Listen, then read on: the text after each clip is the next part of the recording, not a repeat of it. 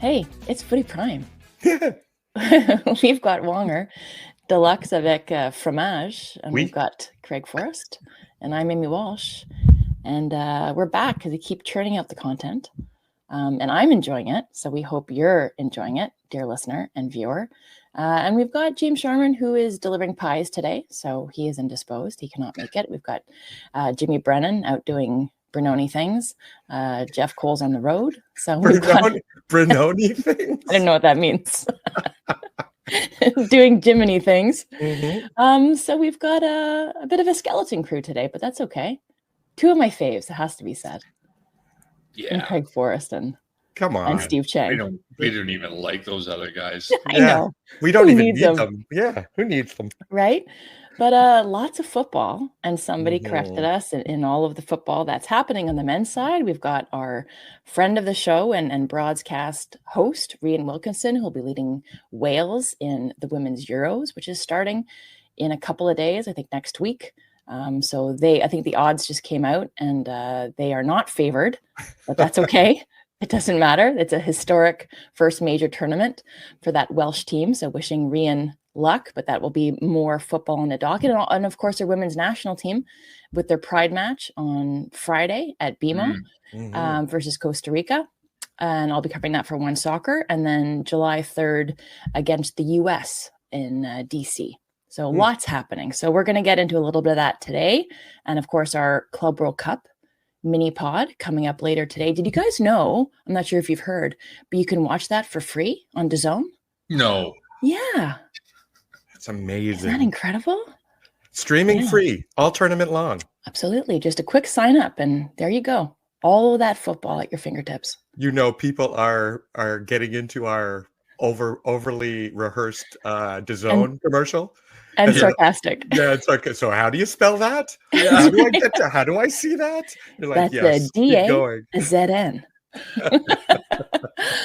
Okay, so we will get it right into this because there's lots to get to as per usual. Yeah, lots to get to, but something that our Craig Forrest has been talking about, and everybody, I think, if you're a Canadian football fan, has been paying attention to, is Jonathon David leaving Lille, right? I think officially in a week. Right? He'll become a free agent, but we've known for a long time that this is expiring, that he'd be leaving on a free. But agent fees are holding up this move, which it looks like to Juve, but who knows at this point for us? So maybe shed some light on the agent potentially getting in the way of this happening. Yeah, I had some conversations with several people in that business yesterday about it. And first of all, knowing he was on a free, something would be lined up a year ago. People in the Premier League connected to that say that there's teams like Manchester United and Arsenal would be definitely interested in Jonathon David on a free, but they're not willing to pay an agent millions and millions. They spend millions on agents, don't get me wrong. They could do a deal for Jonathon David in the Premier League. They feel confident that he'd be in the $13-14 million range plus bonuses, plus the agent would still make $4 or $5 million out of that deal. So there's lots of money to be had, but he's not there yet. He's not got the contract. It looks as though they're still working on that Juventus deal. Hopefully it works out, but it just blows my mind that we have a player in this sort of situation in limbo, risking injury, playing for the Canadian national team against Hatchetman. We saw against El Salvador could have done something serious, and then all of a sudden bets are off. And what really annoys me about that sort of thing is that if something happens to him, nobody gives a shit. Like, you drift out of it quickly, and all these people that were going to tap into you before, you're not going to see them for dust. I've been experiencing this sort of stuff. And the agents, most of them, the ones I ever work with, my God, they're bottom feeders, man. Bottom feeders. And what they always say when you sign for a club, listen, my fees will be paid for by that club that you're signing for. Is not you. You will not have to pay a dime. But that's not really the case, because the budget for that player encompasses everything, and that includes your agent fees. So it's actually coming out of his pocket. And that agent doesn't deserve anywhere near. He doesn't deserve $4 million, for Christ's sake. Like, this is not a difficult deal to put together. Not with somebody of his quality. It's all on Jonathon David and what he's done over the last 5 years. But even people I've heard that knew people in Lille said that he was a nightmare to deal with. Unrealistic about every offer. So not Jonathon David, his agent, correct? Right. Mm-hmm. So the club didn't want to deal with him. And that's okay. I mean, you just because you got a guy in your corner or something, it doesn't matter that necessarily. But it just seems as though this has been run very, very poorly. And I think some of the players are a little bit naive about how things are working in this business, and they're getting trapped by agents. And I just hope that he's doing the right thing. And if he's under contract with him, he can't do anything. It's not like he can move on and say, he's under contract with that agent. I would imagine there's lots of paperwork that's been signed by Jonathon David and his agent. Forrest, hasn't FIFA attempted to crack down on the conduct and how agents are regulated?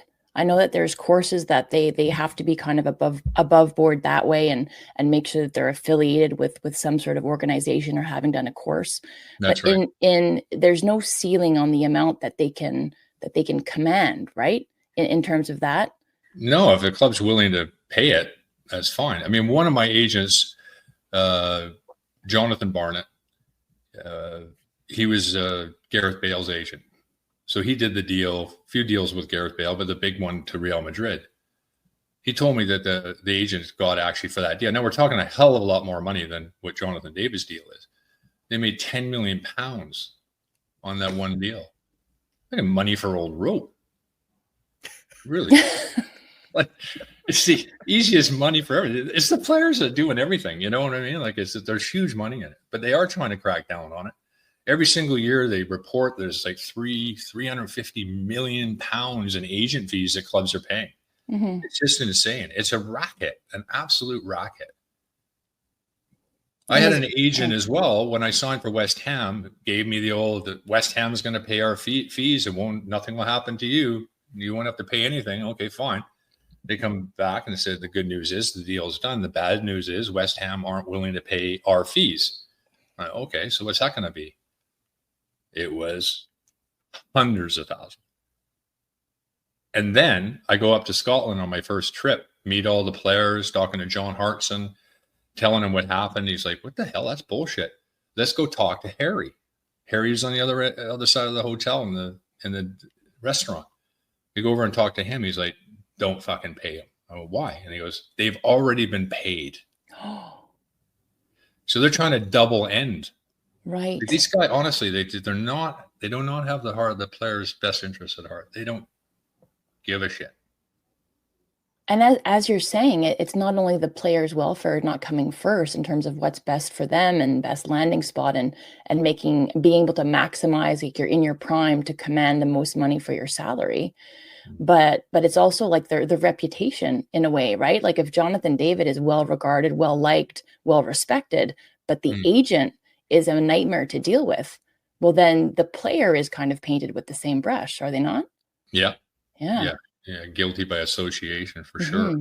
Yeah. The thing that interests me the most when I'm thinking of the narrative is, Craig, you shared on the dark web that your sources were saying, hey, this owner's telling us this agent, he uses these guys, is the information that gets leaked is to certain people, and it's relationships that to build that narrative, but I would argue that the Juve deal, thank you. Juvie, like juvenile detention.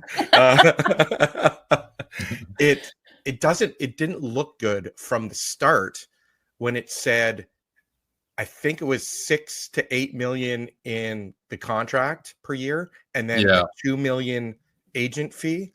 That doesn't that's a third 2 million bonus. 2 million. Oh, sorry, 2 million bonus. But then looking at 3 million in agent fees, it was something like that. 15 million euros in agent fees. Oh my God. So all of a sudden this, I don't know who the agent is. I don't know him personally, but your narrative in this is not strong right here. And I don't trust a lot of, like, I'm cynical about most things in business. Wherever there's lots of money, there's lots of corruption. That's just the way life is. There's always someone to make a buck. There's always someone leaning into opportunism. But right now, the agent of Jon David doesn't look strong. Whether it's right or wrong, he's fighting. We don't know what's going on behind it. So it's quite interesting to me that what's being shared is, you know, from an agent who's not doing well and who he's speaking to, and then vice versa. The sources saying, "Oh, yeah, he's held to work with that agent." So it's interesting. Yeah, and just, it drives me crazy too, because I mean, I was over there for 20 years, dealt with agents, know the business inside and out, 3 different Premier League clubs, and not one person has ever asked me for advice or guidance on what they should do. I mean, I'm not going to go knocking on their door trying to give them advice, because if they want it, I'll give it. But I'm disappointed, because I know that there are in a few cases where I would have been able to help them. Well, on a brighter note, then, optimistic note, Footy Prime is taking phone calls for Craig Forrest right now. If you need any advice on European agents, on anything across the board, teams, Jimmy and Craig said they can start an agency, and we'll call it the Footy Prime Football Agency. So there you go. And we'll bring honesty and instead of FIFA. That's right. And we'll bring honesty and transparency to the game. Just so you know, that's what we're going to be doing. Well, you got to be working for the player, and I just don't think that this happens all the time. They're not working. They're working for themselves, and just disappoints me to see that happen. Generationally, we see it happen over and over again. Do you think as well, Forrest, that if you have an individual agent, but you also have to look how that fits in terms of, you know, where the motivation is, who they're looking out for, whose best interest they're actually looking out for? When you look at their standing, their spot in the actual agency, is it an individual? Are they well trusted? But if they're within like a bigger agency where you have a ton of other players who are represented, I'm not saying that that's a bad move, but I think you have to take that into account as a player to say, well, you have to look at the other people who are clients of this agency, who they're connected with, the leagues, influential people in the game, and then also sort of where you fit in that pecking order is important to have your eyes wide open when you sign that contract as a player. Absolutely. Yeah. And the thing within Canada too, and some of the local clubs that don't understand, is that they're charging parents thousands of dollars. So they're paying for their development. Yeah. And then if they go somewhere, these clubs are then going, oh, we want development fees. It's like, well, you can't have it both ways. You're double dipping. Like you're charging these parents already. And then all of a sudden you're going to block a kid from going somewhere else because you want development fees. It's like a Costco membership, actually. You're paying for the Costco membership, and then you get a Costco executive membership, which allows you to stay with Costco throughout your life, but you're paying for it.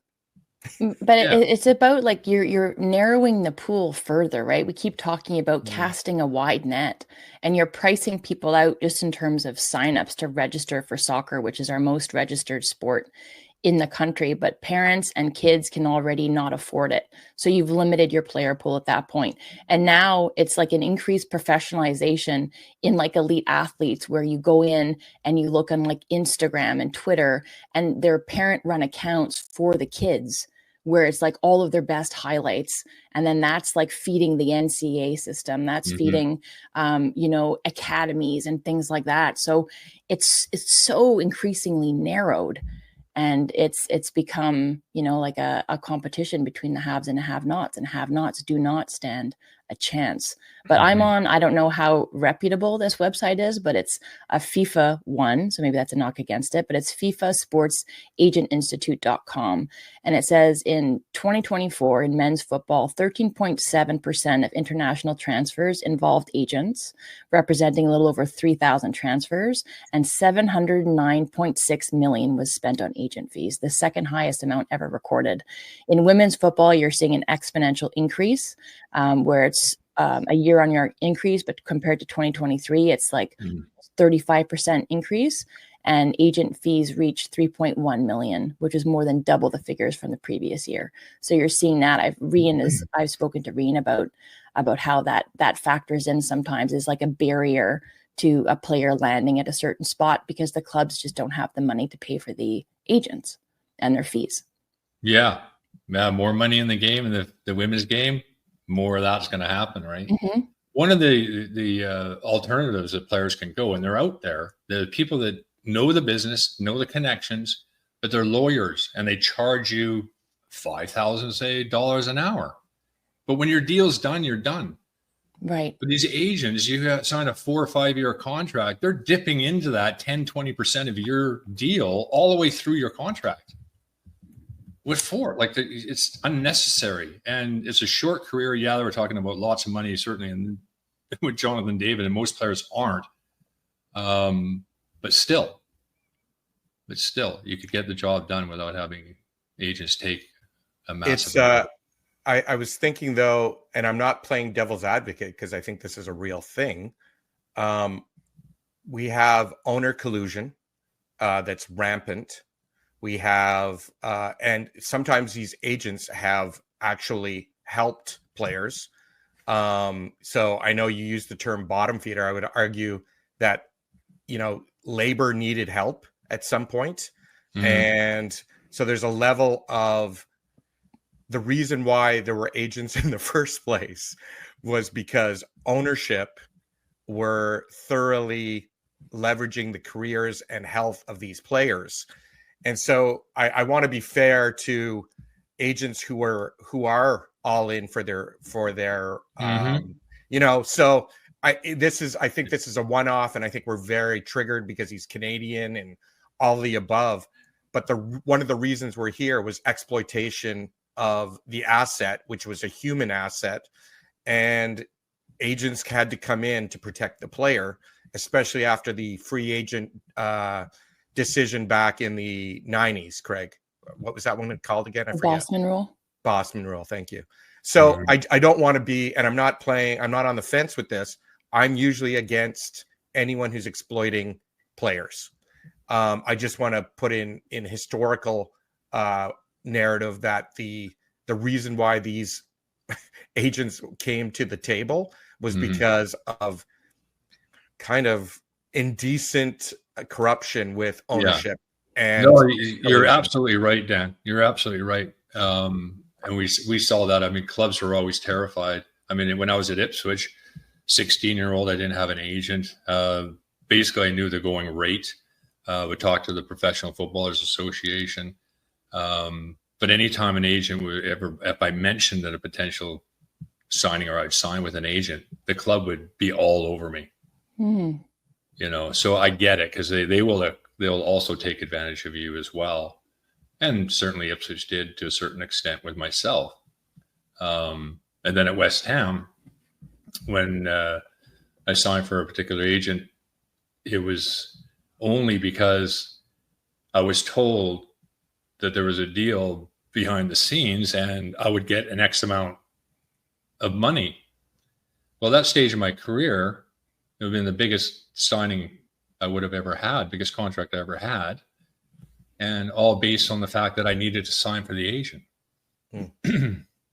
So there's some kickbacks going not only to the agent, but the agents and some of the managers are getting kickbacks. So certain managers only use certain agents because they're in dibs with each other. Whenever they put the deal together, they also win. Right. Interesting. What a dirty, dirty game. Yes, but like to your point, Wonger, I think it's important when, and Craig acknowledged it as well, that like agents and like that as a business, as a vocation was necessary, I think, to increase the agency of the player up against the behemoth of the club, right? So that their voice was heard and they were on equal standing. And it should be noted, I'm not super close with them, but I really respect him. He's another Quebec-born player, and Jonathan Baudier-Bourgault, who used to play in our men's national team and is a lawyer, and he has a sports group called Obelisk. So it's almost like that sweet spot that you're talking about, Forrest, where you represent players, but you're not like a hangers-on. You're not part of that entourage, and you're not looking to increase your own personal wealth by leveraging the player, like for your own benefit. It's like players' interests, rights first, representing as like a lawyer in that regard. And then you kind of step back. Like I think that balance is important to strike. And he seems to be doing that with his sports group. I think he represents Gabby Carl and a number of other women's national team players. So maybe some of our men's national team players need that as well. 90% of the players that you have on your books, they're not going to be making you much money.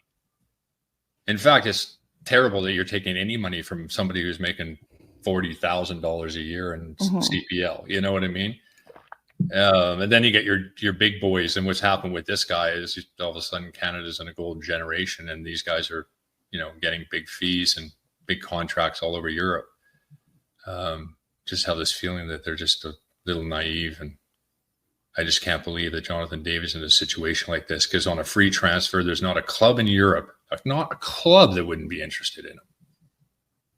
Yeah, I'd be taking calls if I was the agent, just saying, "Hey, who wants to talk to me? About Jon David? Yeah, he's bilingual. Let's start with that. He's great in two different languages. He can put the ball in the net. Let's talk about that. That he can do. Right? You'd be a great agent, Wonger. Well, and you know what? Your fucking wonky pinky would be legendary in the boardrooms.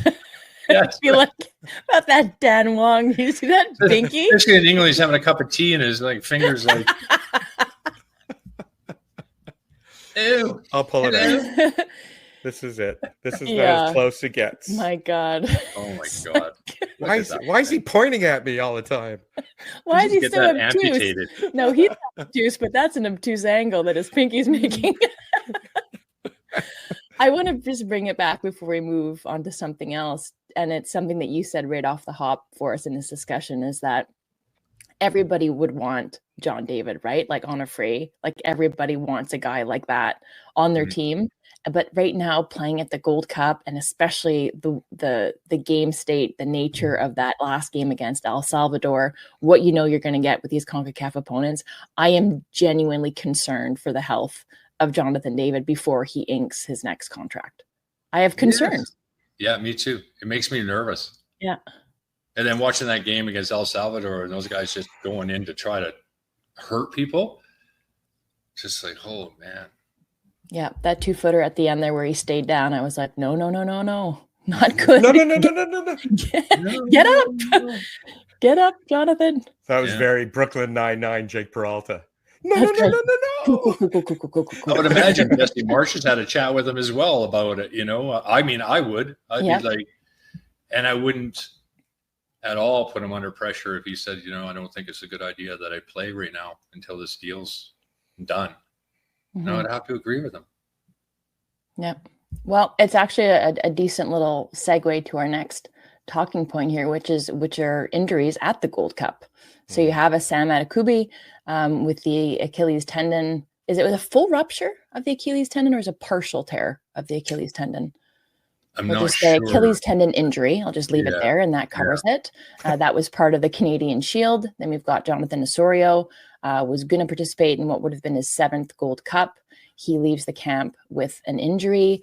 Ali Ahmed, we know how that happened. He subbed in, and then a couple minutes later gets tackled, I think pretty brutally, and then just announced that he will be out for 6 to 8 weeks. And then you have another kind of war of attrition to add to this, not necessarily injury, but Stefan Eustachio, who was on that Gold Cup roster, was playing with Porto as part of the Club World Cup, will not be participating for Canada. So, I mean, that is a number of players now that they're missing that will not be swapped out for another player. But I want to talk specifically, Forrest, I don't know if that's what you're going to jump in with, about Ali Ahmed and how all of that went down. Did you want to talk about something else before we got into that?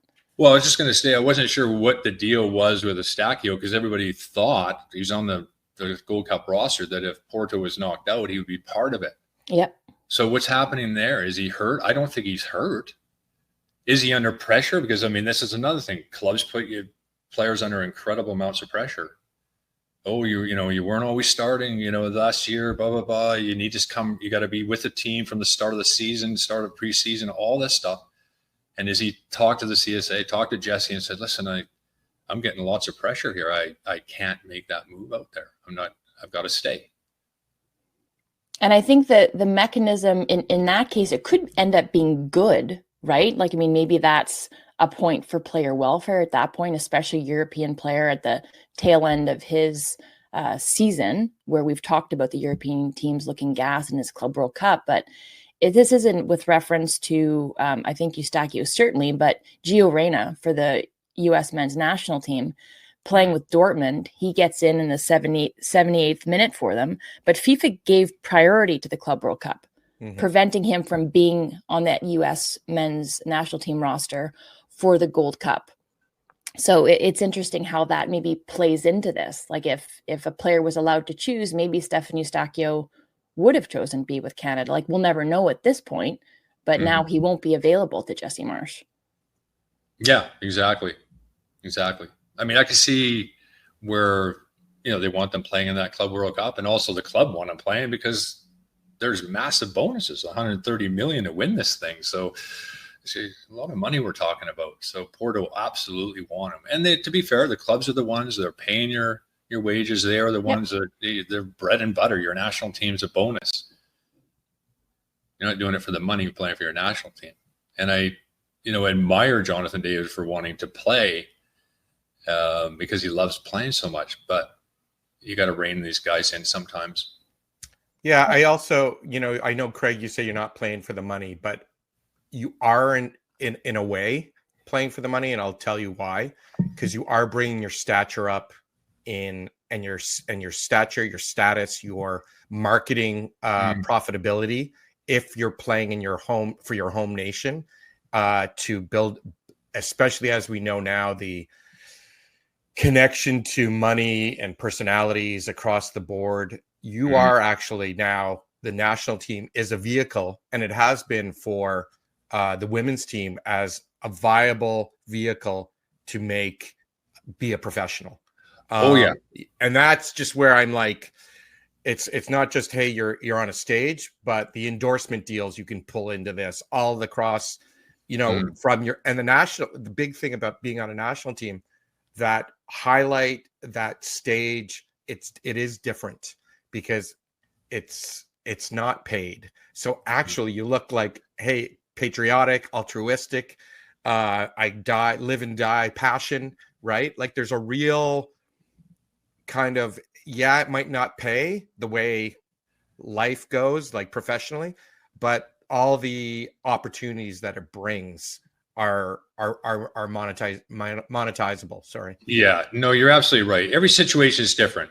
Yeah. But I think with Jonathon David, he has nothing to prove and nothing to gain at this point playing for the national team. Yeah. He scored against every top European club he played against. That's going to get him through the door. Yes.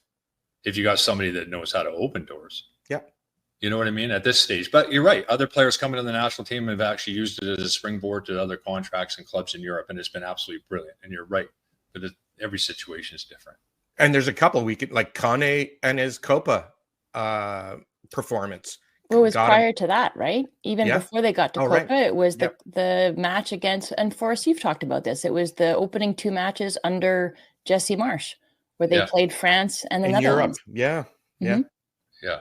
But you're seeing it now too. I think actually what just came down before we pressed the record button was that it's official now that Nathan Saliba is transferred to Anderlecht. Anderlecht. So that's been on the table and rumored for about a week now, but it's official. So post Gold Cup, he will not return to CF Montreal. He'll go straight to Anderlecht. Getting And off that sinking ship.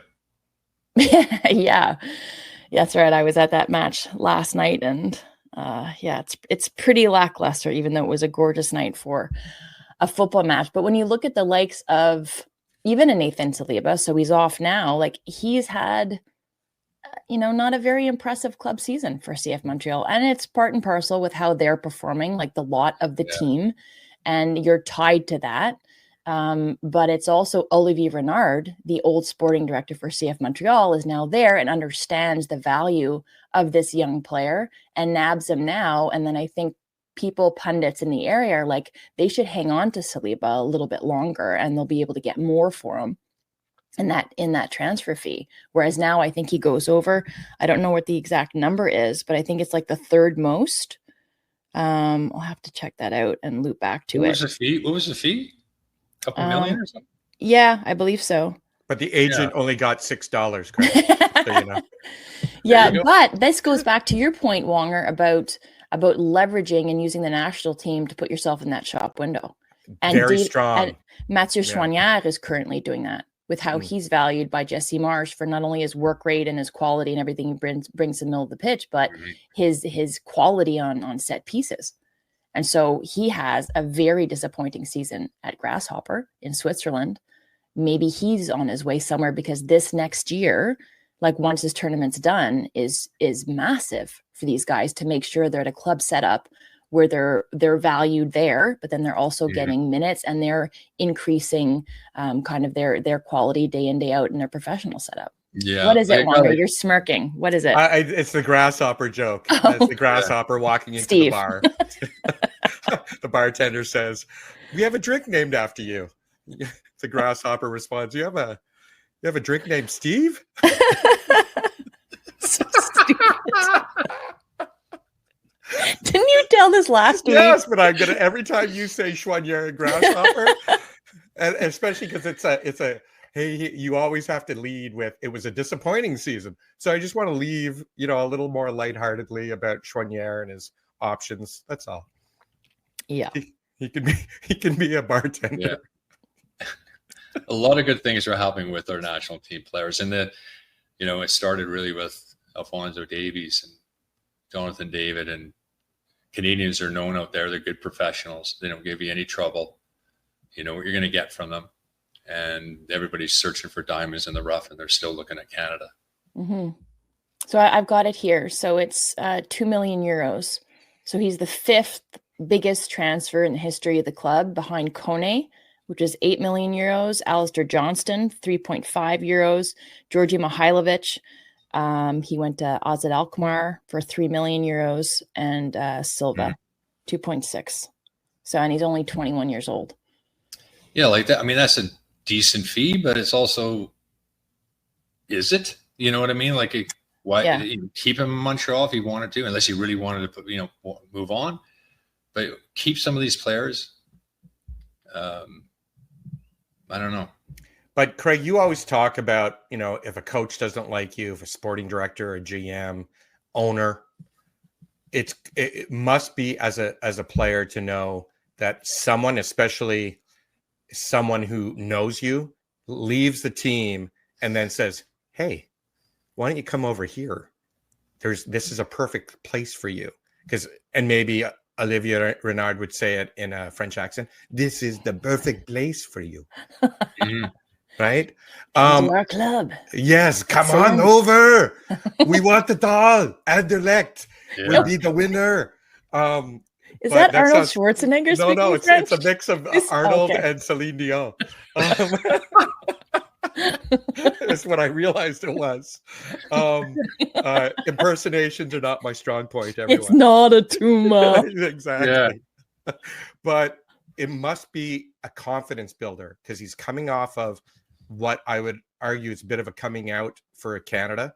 He's getting his opportunities with Eustachio playing for Porto and at the Club World Cup, and he's making the most of it. Even him, every time we're on this pod, Jimmy, you, Dubs, you've all said, hey, he's actually been playing really well. He's the one that stands out. He should get the start. It's back to playing for your national team, that springboard. especially with and I guess the big thing is with broadcast rights all over the place now. Concacaf is seen by everybody now. It's not just, hey, on one little channel that you have to find, and it's in 2 p.m. These are all primetime matches played in giant stadiums, whether they're full or not, that's a different question. But these are opportunities, and he's making the most of it, which I only commend. Well, we're almost out of time here because we haven't even gotten to comments. But Forrest, I wanted you to weigh in on Ali Ahmed and that ankle injury. So it's an ankle sprain. He's going to be out 6 to 8 weeks, as I mentioned, which is disappointing for him. He won't be able to continue his participation in the Gold Cup, but then also for the Vancouver Whitecaps and his return to his club. So just a little bit about how that happened and your reaction to it, Forrest, where he was subbed in. There's that bad tackle. He's injured and it looks very, very painful, but he keeps himself in the game. And maybe there's not the necessary intervention by either the technical staff or the physios to keep him off the pitch. How did you see that? Well, I thought he should have come off, seeing the challenge on. I mean, I would imagine they can see the replays on the bench to give it an idea what's going on, and then obviously with the assessment. But sometimes you get, again, therapists. I'm not saying this is the case, but they're thinking, what does the manager want here? Right. And then what does the player want sometimes? What does the player want? But I'm sure he wants to stay on, but they strapped his ankle up. You could see he was in all sorts of pain. And you know what that's like when you have an ankle and you strap it really, really tightly. Now it's really screaming because the blood's got nowhere to go. And you're just, it's incredibly painful. And he may have done more damage to it. I'm not sure, but I've seen that before. Hence why they have independent doctors looking at head injuries, because if you got a doctor working for a club, he's fine. Off you go, right? The manager, just shake it off. Yeah, it's important in those moments, because I know I've made decisions there that didn't lead to a more severe injury or anything like that, but where I probably should have stayed off and went back in, whether that was getting stitched up because I got cut on the back of my head on a challenge and went back into the match, was probably concussed, but you just didn't have the protection that exists now or the support in terms of the medical staff. But sometimes you have to protect the player from themselves, right? Then you need somebody to step in and to intervene and to say, this is best for you, because your adrenaline, you're saying you get strapped up and then the blood is nowhere to go, and it might increase the pain, but sometimes there's a protective mechanism in terms of the adrenaline and you can't actually feel the severity of the injury, right? I know that's happened to me, where like you come down off of that kind of high and you're like, oh, holy shit, like I've actually done something here, but you haven't felt it. Yeah. You think, oh, I can play through this, And giving birth to twins. He wants to. Right. Sorry, Gregor. That's right. Birth to twins. He wants to impress. He wants to stay on. I get it. It's almost like the boxer's manager throwing in the towel, right? You need someone who's in your corner for the long game, and which is not an athlete's priority at that point. It's what's in front of you, being present. You're in the match. That's all you can see. And sometimes you do need someone to say, look, we can treat this 4 different ways, but number one is you're not playing anymore. That's number one. I mean, get you out of the game. And Craig, I was saying to before the record, we were watching this live, and you and I both said, why would he keep playing right now after the first one? And he was clearly really hurt. Yeah. And we saw that they showed the injury, like it was a scissor, it was a turnover of the ankle, and it wasn't a turnover underneath him. Yeah, right? It wasn't a turnover of, when sometimes you're running and you hurt your ankle and a twingy because of it contact. This was the physical machinations forcing his ankle to turn, right? Exactly. Just an added wrinkle. So yes, it looks bad. He comes off. He'd only been on for a few minutes. Do you guys think that decision making was hampered by the fact that Jesse Marsch was not on the touchline? Do you think that maybe a different decision would have been made if he wasn't up in the press box? Potentially. Yeah. Yeah. Where I think you've got some second guessing happening, right? Yeah. But at the same time, Jesse's probably got a replay monitor close by. Yeah. Radio down or something like that. How's he feeling? Get back in the match, Rocky. Yeah, get in the match. Come on, Rocky. Another 10 minutes. Do it. Give me 10 Rise. Yeah. But with Alfonso in that situation and Sam Adekugbe walking around, I don't blame anybody for that. That could be, we don't know the whole deal with that, but it just doesn't look good for sure. And you're just asking for trouble from clubs because they're never going to be happy seeing their players not treated properly on international duty.